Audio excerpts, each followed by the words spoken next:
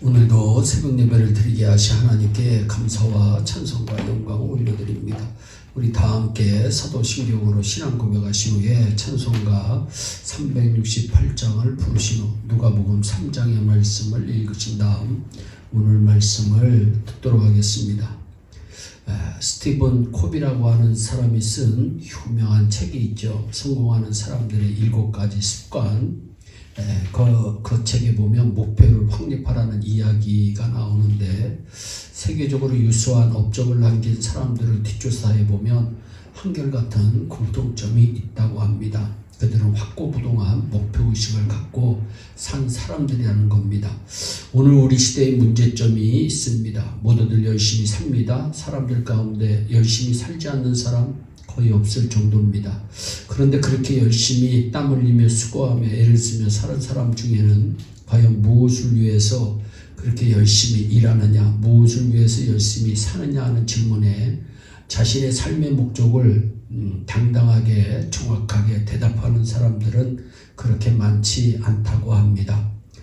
그러한 사람들은 닉슨 대통령 때 국무장관을 지냈던 헨리 키신저 박사의 말에 귀를 좀 기울여야 합니다. 어디로 가는지 방향을 모르면 어떠한 도로도 당신을 목적지까지 데려다 줄 수 없습니다. 그렇습니다. 우리는 우리가 달려야 할 삶의 목적을 분명하게 알고 살아야 합니다. 세례 요한은 힘들고 어려운 환경 속에서도 그는 분명한 목적을 추구하며 살았던 귀한 분입니다. 세례 요한은 아예 태어날 때부터 분명한 목적을 갖고 태어났고 그 목적을 위하여 살았다고 성경은 말씀합니다. 요한복음 1장 6절에 하나님께로부터 보내심을 받은 사람이 났으니 이름을 요한이라 하라. 요한은 하나님으로부터 보내심을 받은 분입니다. 그가 태어난 이유는 빛이신 예수 그리스도를 증거하고 모든 사람으로 하여금 예수님을 믿게 하기 위해서임을 7절에 말씀합니다. 그러니까 그는 우연하게 태어난 것이 아니라 빛 대신 예수님을 증거하기 위한 삶의 목적을 가지고 이 세상에 태어난 것입니다. 우리들도 마찬가지입니다. 이 땅에 태어난 사람 중에 우연히 이 세상에 태어난 사람은 한 사람도 없습니다. 그러니까 세례 요한뿐 아니라 우리들도 이미 이 세상에 태어날 때부터 목적을 갖고 태어난 줄 믿고 사시기를 바랍니다. 그 목적을 아는 사람도 있고 모르는 사람이 있을 뿐이지 아무 목적도 없이 이 땅에 태어난 사람은 단 한 사람도 없습니다. 또한 세례 요한은 목적을 갖고 태어났을 뿐만 아니라 그 목적을 준비하며 살았던 인물입니다. 누가복음 1장 80절에 아이가 자라며 심령이 강하여지며 이스라엘에게 나타나는 날까지 빈들에 있었다고 말씀합니다. 세례 요한은 30세 때까지 빈들에서 살았던 분입니다.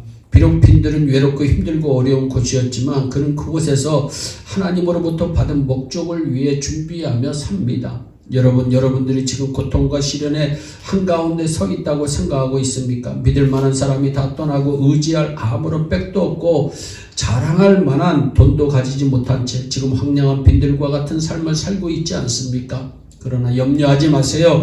여러분들이 빈들에 던져졌을 때 아름다운 하나님의 도구와 그릇으로 빚어줄 수 있는 기회가 됨을 꼭 기억하시기를 바랍니다. 또한 세례 요한은 삶의 목적을 이루기 위해 세상과 타협하지 않고 살았던 분입니다.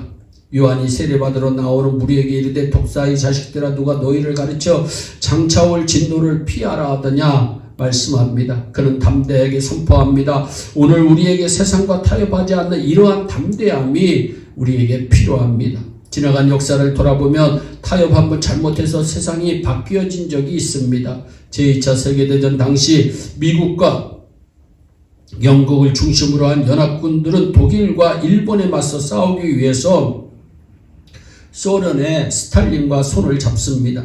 스탈린은 수십만 명이 넘는 사람들을 잔인하게 죽이며 인권을 처절하게 유린하는 독재자였고 독일의 히틀러 못지않게 무섭다는 사실을 알고 있음에도 연합군은 그와 적당히 타협을 한 것입니다. 그 결과 제2차 세계대전이 끝나면서 순식간에 동유럽과 중국과 중남미 곳곳에 공산정권이 세워지게 됩니다. 우리들도 타협을 조심해야 합니다. 당장 쉽고 편한 것을 위해서 타협하다 보면 나중에 큰 어려움을 겪을 수 있습니다. 또한 다른 사람과 비교하지 않아야 합니다. 15절에 백성들이 바라고 기다림으로 모든 사람들이 요한을 그리스도신가 심중에 의논했다. 그가 엄청난 인기를 얻었다는 것을 알 수 있습니다. 그러나 그의 관심은 오직 예수 그리스도가 드러나는 것에 있었습니다. 사랑하는 여러분, 다른 사람과 비교함으로 여러분들의 삶을 무너뜨리지 마시기 바랍니다. 현재의 내 모습 있는 그대로의 모습에 감사하며 사시기 바랍니다. 그리고 있는 자리에서 최선을 다해보세요. 또한 이 세례 요한은 오직 주님만을 드러내는 삶을 살았던 분입니다.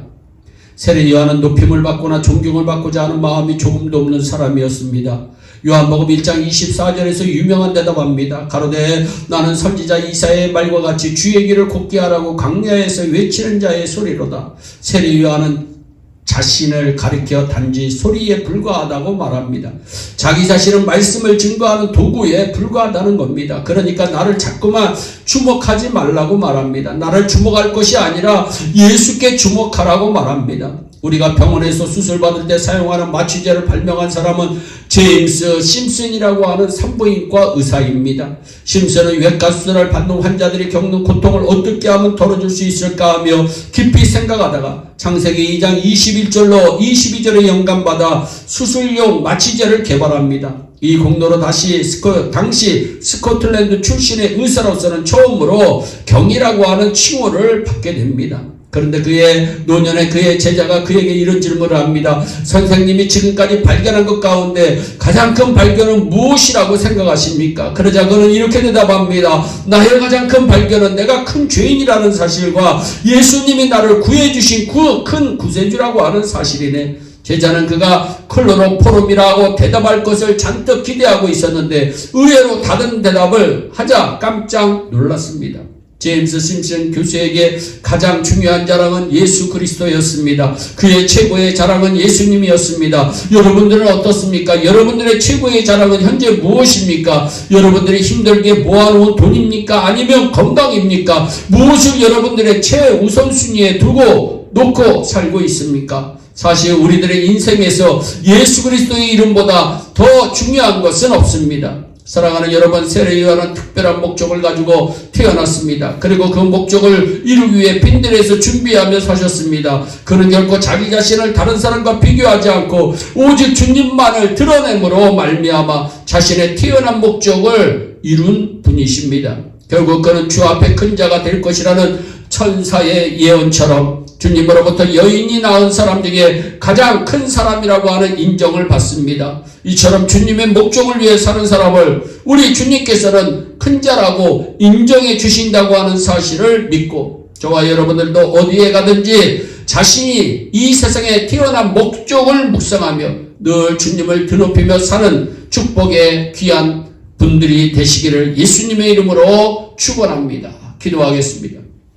사랑의 하나님 감사합니다. 세례 요한은 목적을 가지고 태어났고 목적을 위해 준비하고 목적을 위해 살았던 귀한 분입니다. 하나님, 우리도 목적을 위해 태어났고 목적을 준비하며 살다가 아버지 목적을 이루는 귀한 하나님의 귀한 백성들이 다 되게 하여 주시옵소서. 우리의 삶 가운데 예수님을 드러내게 하시고 예수님을 높이게 하시고 예수님을 나타내는 그 축복의 주인공들이 다 될 수 있도록 은총을 베풀어 주시옵소서. 감사하고 예수님의 이름으로 기도하옵나이다. 아멘.